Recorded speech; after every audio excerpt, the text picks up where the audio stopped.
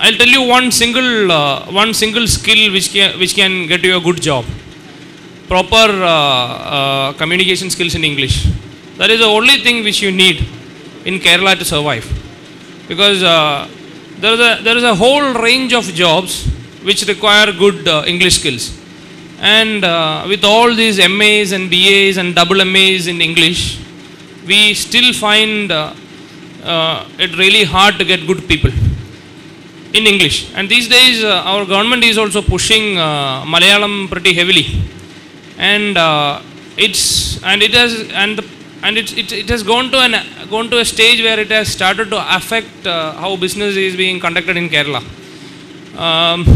Last day we went to a government office for a paperwork, and what happened was that the application we wrote was in English. It was a 4-page application. And since there is a law which makes it mandatory that the language which you should use in government offices and for all communication should be Malayalam, the officer had to sit down and with the help of a friend, it almost took 3 or 4 hours to translate that whole thing into Malayalam. Because certain things you can't translate to Malayalam. Because there is this language, it comes from a context. There are certain things which you can't express fully in Malayalam, and for those things we were trying to figure out words for Malayalam. So English is one major skill which we lack. So if whatever you study, if you have got good English skills, you will definitely be well off.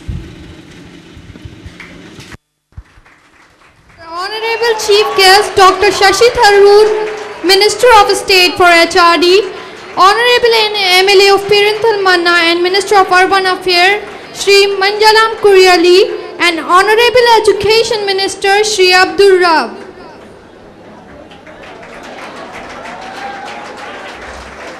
The students, please give a huge round of applause for them.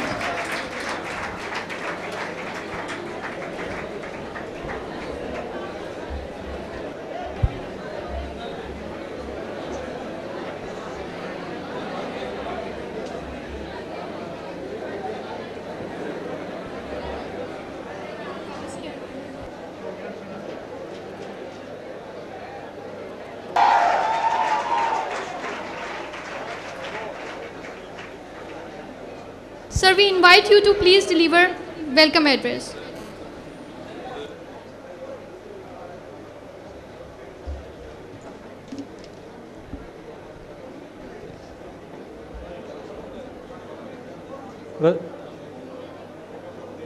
Honorable Minister of State for HRD, Government of India, Dr. Shashi Tharoor. Honorable Minister for Education, Government of Kerala, Sri P.K. Abdurrab. Honorable Minister for Urban Affairs and Minority Welfare, Sri Manjalamkuri Ali. Former Education Minister Supi Saab, Sayyid Bashir Ali Tangal, esteemed CEOs of major companies who address the students, other dignitaries on the dais, off the dais, my dear students and friends. Good evening to all and Assalamu alaikum. See, we are already late. I am cutting it very, very short. My assigned duty is welcoming the guests. Dr. Shashi Tharoor needs no introduction. That is it, to the Kerala country. Okay. If I introduce, many things will be left, so sir, excuse me for putting it into simple word. Education Minister Abdurrab Saab, he is one among us. One among us, I say literally. He has been old boy of Aligarh and always keeping the interest of the center to his soul. I say only that much. And Ali Sahab, he happened to be, he's our MLA and he's always with us. His only complaint, the only complaint for Abdurrab Sahib and Ali Sahib against the director is that director is not informing the developments here. I take a different position, sir. You are already concerned with so many problems. So many problems. So any institution of this kind will have problems. I apologize in public for whatever lapse has been there from my side in communicating, but please do understand that, see, I am constrained on so many fronts. We are, as director, I am facing so many challenges and working on all adverse situations. This, though not as a justification, this is just the justification what I can offer. Anyway, I assure in front of this audience that, see, no communication gap will occur in future, and this, because the state government has supported this center like anything. For see, shortage of time, I could see all commitments made by the state government, both past and present, has been fulfilled 100%. 100%. Just I name few. See, in comparison to Murshidabad Center, see, in Murshidabad Center, the temporary buildings, for temporary buildings, see, university was paying for rent for 5 lakhs per month, whereas for our centers, it was the state government which was paying for the rent. Initially, the commitment was for just 1 year. Just 1 year, but when we approach again, they extended for 1 more year. No testimony more is required for generosity and commitment. I stop there. See, I introduce the CEOs also, because, see, we had a very fruitful technical session now. The choice was of startup companies, sir. For your information of the guests, they have started from zero. All these CEOs who came up in life very successfully, they have started practically from zero. We see a commonality there because our center is also starting from zero, sir. So the CEOs who spoke to the students, they gave the right motivation how to start. So I on behalf of the center and for the Aligarh University, I welcome each and every one of the guests and the audience. Thank you very much, and I invite Dr. Shashi Tharoor to give the address. Thank you, sir.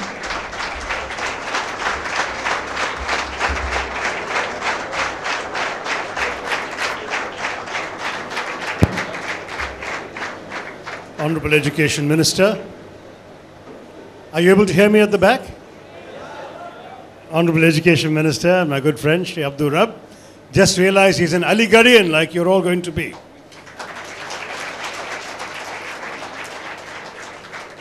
Honorable Minister for Urban Affairs and Minority Welfare, Shri Manjulam Koyali, Dr. P. Muhammad, my dear friend and fellow party colleague, Shri Kunya Muhammad Kunya, distinguished friends at the back, the young entrepreneurs who have come to address you all and who we've heard from, Arun Balachandran, Sanjeev Menon, and Kenny Jacob, students, teachers, administrators, faculty, friends. I hope that covers everybody. As we say in Kerala, ellavarkkum ende vinidamaya namaskaram.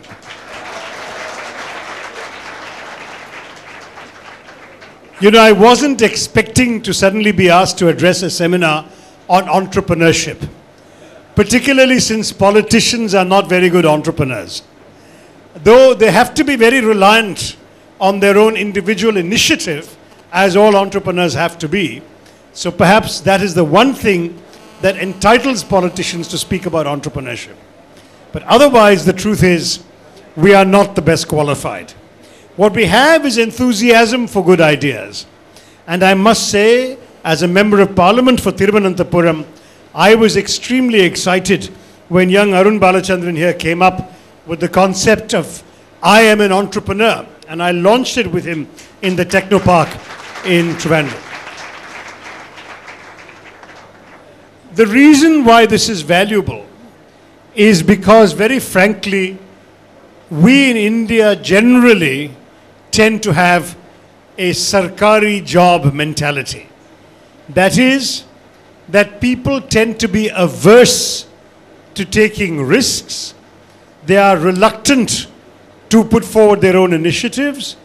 Instead, what they tend to do for the most part is, very frankly, to settle for a mediocre existence with a guaranteed salary and lifetime security. That's why government jobs are so deeply sought after in our culture. And this is anywhere in India. It's not just Kerala. The whole government job mentality. You want to get in young. You want to have complete assurance of tenure. You want to know you're getting a salary at the end of the month. And then it doesn't matter how much initiative you take, how much enterprise you show, what kind of individual results you want to get, because you're part of a large and secure system. We need to get out of that mentality. Yes, every society needs bureaucrats. Every society needs government officials. But if a society is to thrive and progress in the globalizing world of the 21st century, then what we need even more is enterprise.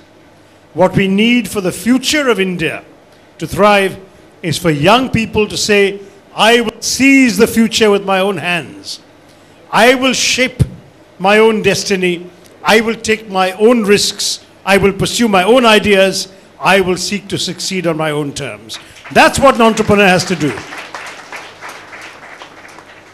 There is a famous story about how the famous French general and emperor Napoleon, during one of his battlefield travels, encountered a fortune teller. And the fortune teller looked at his hand and said, you have no great future because you don't have a fate line. Have you heard the story? You know what Nehru did, what Napoleon did? Napoleon took out a knife and he cut his own palm and said, I make my own fate. That is what entrepreneurs are supposed to do. Entrepreneurs are meant to make their own fate. But they are living in a society, in an economy, in a polity that limits and delimits their opportunities and possibilities. After all, no entrepreneur survives in a vacuum. No entrepreneur is completely alone. He or she has to work within government regulations, political opportunities, other kinds of competition, market realities, the tastes of the public. So all of these factors also come into an entrepreneur's ability to ensure success. But what we can do, those of us in government, in the area of public policy, is to create a decent playing field for entrepreneurs. We can try and create an environment that gives entrepreneurs a chance to pursue their creative talents. If an entrepreneur has to spend all his time queuing up for licenses or bribing bureaucrats or trying to get some concessions from politicians, instead of understanding the market, servicing the clients, developing his product, then an entrepreneur will not succeed. So it's the duty of government and the duty of public policy to make life not easy, but reasonable for the entrepreneur. We have to ensure a corruption-free environment. We have to ensure fair rules and regulations, just laws within which an entrepreneur can operate. And we have to ensure that the entrepreneur is freed to pursue his or her idea creatively and with an attention to the client, the consumer, the marketplace, and not worry too much about the government, the regulator, and the politician. If we can create such an enabling environment, then our job is done. The rest is up to the entrepreneur. I'm not pretending that that is already the case. I know that in some cases, perhaps our government policies, I'm not speaking of any particular state, but in India generally, sometimes fall short of the mark. But we are working on it. As you know, in the last 21 years, since the liberalization campaign was launched by then Finance Minister Manmohan Singh, with the famous words quoting the French novelist Victor Hugo, that no power on earth can stop an idea whose time has come. The idea of freeing young people to go out and do what they want to do, that time has come. And that is your time. It is your opportunity to seize. Many of you may go in, I know some of you here are MBA students, some of you are LLB students, and many of you may go into existing jobs in companies or in multinational corporations, whatever. But some of you in this room will probably want to start your own businesses or enter a family business and change it in your own direction. And for you, I say, we are trying to make it easier. In the last 21 years, things have become easier. Where there were 100 permissions required, it's come down to 20 permissions. I hope one day it'll come down to 5 permissions and then 1 permission. So we can try and reduce all this and make life a little easier for entrepreneurs. But I can tell you that the mentality is very different today from what it was 20 years ago. Whether in the state government or in the central government, most ministers are interested in encouraging entrepreneurs. Most ministers are interested in welcoming enterprise, welcoming investment, welcoming business. We no longer believe that government has the answer to everything. The days of the Maa Baap Sarkar are truly behind us. We can help. We can certainly try not to put obstacles in your path, but we don't believe we have all the answers. And so we truly say to you all, come out and find the answers. So many of the exciting role models we look up to in India today are people who worked on their own and achieved on their own and built up things on their own. Look at the heroes of a company like Infosys. 5 engineers who quit very secure and well-paying jobs to start their own business in a garage with just 10,000 rupees, and look at where they are today. That's entrepreneurship. And that's what we admire. We are no longer saying that a hero is only a politician or a Sarkari official. I hope there are some heroes amongst the politicians also, but we are respecting what individual enterprise can create in our country. We applaud individuals in the fields of sport and cinema, that we have always done. But now we are also applauding individual entrepreneurship in the fields of business, in technology, in the creation of companies, and no longer is profit looked at as a dirty word. People feel that those who are capable of working hard and creating new profits, they are the ones who determine the future of our country. I didn't want to make a very long speech, so I'm going to try and cut it there, but I'll make up for the brevity of my speech by answering a few questions or comments from any of you in the audience. I was told by those who've already addressed you that you're a very lively and very energetic and enthusiastic group of young students. So the floor is yours. Ask me questions, I'll try to answer them, and from what I've heard about you, I suspect you will question my answers also. Thank you very much. Thank you for listening to me. Jai Hind.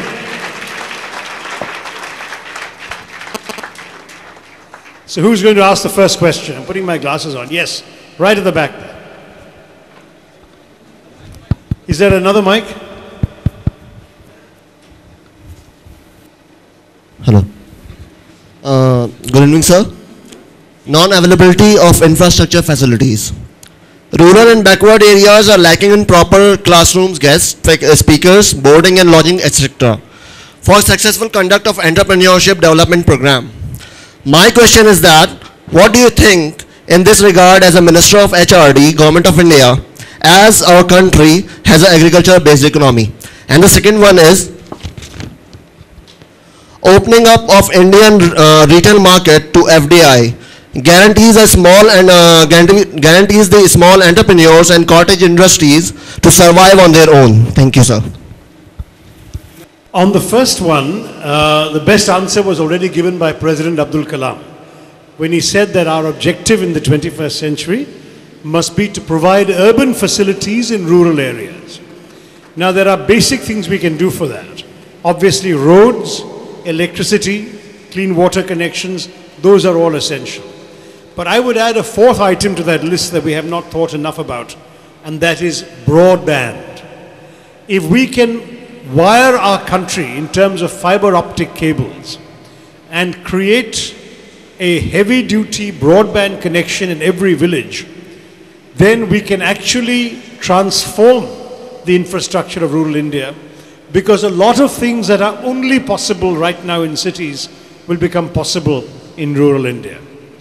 Why would you need right now to open a call center serving America or Europe in Bombay or Gurgaon or Hyderabad? Why? Because that's where the facilities are, that's where the broadband is, the electricity is, the transport is, and so on.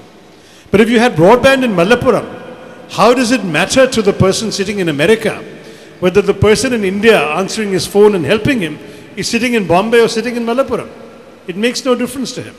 So broadband will actually enable us to transfer certain kinds of jobs which are currently only done in the big cities to the rural areas. And with the jobs will come money, with money will come demand, with demand will come additional infrastructure. So my view is not, as your question implied, linked only to the agricultural economy. That is there, it's important.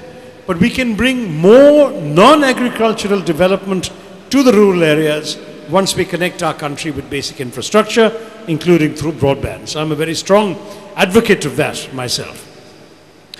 On your second question, no, I think our cottage industries are quite safe. In fact, I'm myself a regular customer of the Cottage Industries Emporium at Janpath in Delhi. I always shop there at least once a month. And I can tell you that the quality products of our artisans and our handicraft makers cannot be rivaled, both because of the indigenous technology and tradition that is involved in actually manufacturing these items, and also because their cost is kept lower by the fact that they are made in India by Indians for Indian consumption. So I don't think that FDI is going to drive that out. We hope that FDI will bring in large amounts of investment, particularly in the agricultural sector, because right now, if you go and buy a potato or a tomato in the bazaar, you are paying 8 times what the farmer has got for that same potato or tomato. And what we want is, the reason for that is because there are so many middlemen on the way.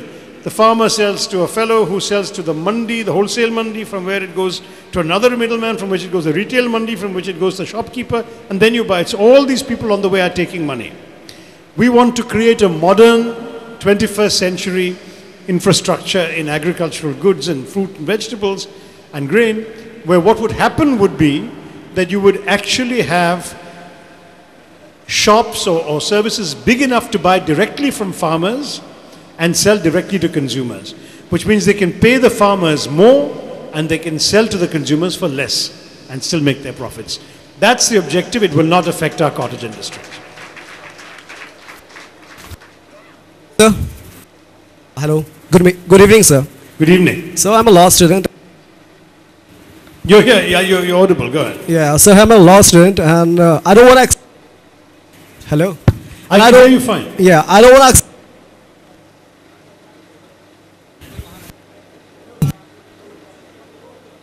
Hello. Ha. So I. Hello.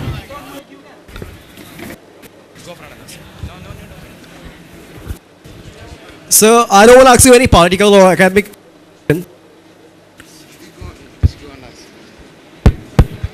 So I just want to ask you, what's your mantra of your life? Because you gave just a good orator, and you just whatever you said, it was looks like I freeze for some moments. That's why.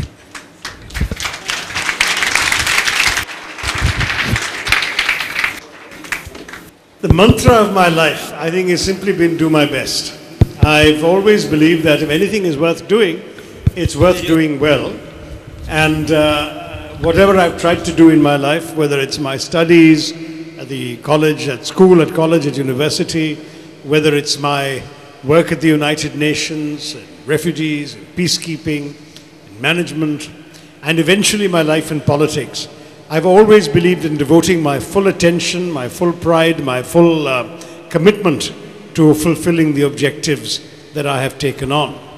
I believe that the only lesson that I can suggest to all of you is to do the same. Don't let yourself down. After all, no one can be a better you than you. You know what your strengths are. You know what your capabilities are. So you know what your capabilities are. Challenge yourself. No one is equal to somebody else. Everyone has their own talents, their own nature, their own personality, their own commitments, their own constraints. But each individual definitely can challenge themselves to be the best you that you can possibly be. That's all I've tried to do. ask you, sir. Sir, my question is that as our subject is entrepreneurship and you are the Minister of HRD, do you think that there is a need for rework in curriculum of the university? CBSE has done certain reworks recently, CCE scheme. For this, Hold the mic a little closer, I'm losing half your question. You said, is there a need to rework the curriculum of the university? yeah, in order to develop students in a way to think out of the box, like Exactly. Well, I don't know what the curriculum of the university is, so I don't want to create a controversy by saying they should change it, because I don't know what they're changing from. But I do believe that in any existing curriculum, in the way that it is taught, I hope there's some teachers here, there should be an encouragement to students to think creatively, to think out of the box. In my view, and I have held this view before becoming a minister for HRD, the one problem we have in India is that our attitude to education is too often reliant on cramming your head full of facts from textbooks and lectures so that you can pass examinations. Now, examinations are important, but they're only a snapshot. They're a snapshot of one day, one time, what you have learned and remember. But that is not the complete hallmark of education. I've always argued that true education is what remains in your head when you have forgotten what you have studied for your examinations. Instead of producing a well-filled mind, which is what our education system too often has tended to do, we need to produce a well-formed mind. A mind that is not only prepared to answer questions that they've studied from a book, but a mind that is capable of taking on new and unfamiliar facts, dealing with issues that you have never studied before in your textbook, but having the habits of mind and thought and training to be able to analyze those facts, come to intelligent conclusions, and find ways forward with those facts. That's what you need to do in life. The examinations at the end of your universities or high schools are examinations of what you've already studied. But the examination of life asks you questions for things that you have never studied. So please remember that. If you come up with a well-formed mind and not a well-filled mind, you may not come first in the examination, but you'll be a bigger success in life. One last question, okay, two last questions. You and there was a person in the back. My dear minister has a train to catch. I myself have to get to Kochi in time because I need to catch an early morning flight tomorrow. So we'll keep it to the last two questions. Thank you. You want to say a word? No. Thank you, Abhiruchi. You're staying for a couple of minutes? Okay, right. Can't hear you.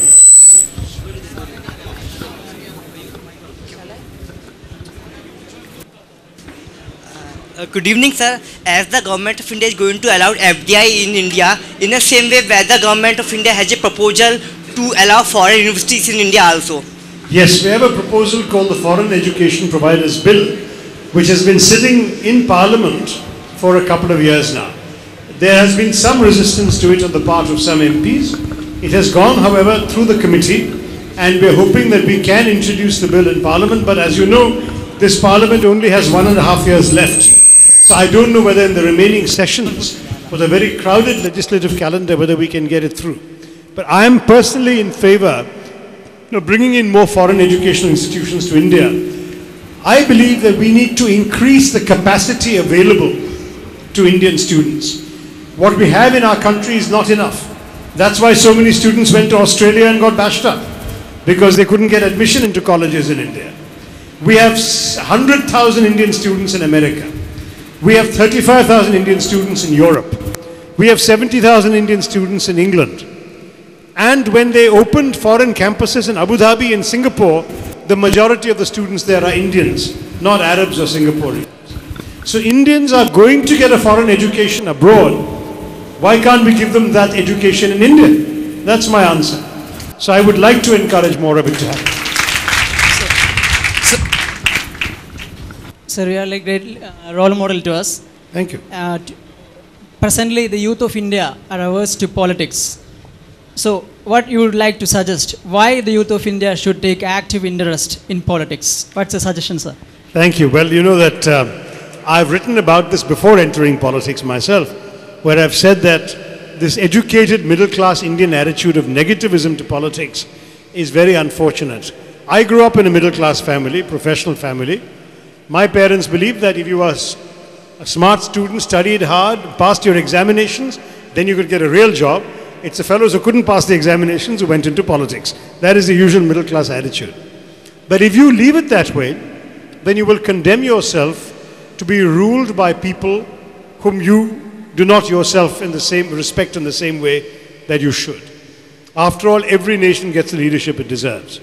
So I have argued in my writings before coming into politics that we need a wider variety of backgrounds in our politics. Yes, we need grassroots politicians. We need people who can truly speak for the common man in our country. But we also need intellectuals, we also need women, we also need people of different backgrounds and different ideals. Instead of everybody showing a clean divide between the professions on the one hand and politics on the other, we should have people of all backgrounds, those who are willing to take the risk coming into politics as well. Why? Because nothing can change the future direction of our country more than our political decisions. The policies that are made, the laws that are passed, the initiatives that are taken, the taxpayer money that is spent, all that changes. The opportunities you have, the security blanket you have or don't have, the future possibilities for your life. Why would you want to leave that decision to people you don't respect? Such decisions you should want to be taken by people like yourselves. So get into politics and fight for that right. Thank you very, very much. It's been a great pleasure seeing you all. Good luck. I hope you have a great success at AMU Malappuram. Jai Hind. It's an honor to hear you, sir.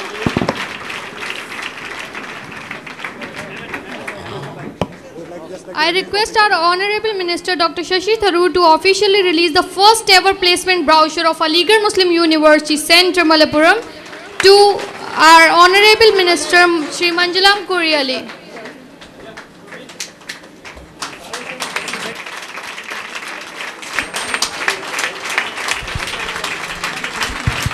I request you all to please take your positions. And please, I request our, to make this meet memorable, I request Chief Guest Dr. Shashi Tharoor to receive a memento as our token of love and respect.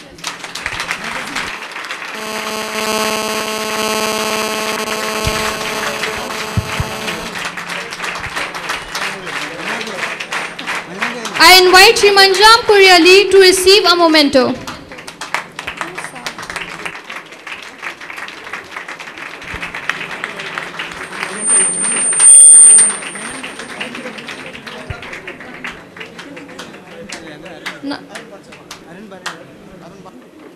To accept the memento. Thank you all. As per the Aligarh Muslim University tradition, we will formally close the program with Aligarh Muslim University Tarana, followed by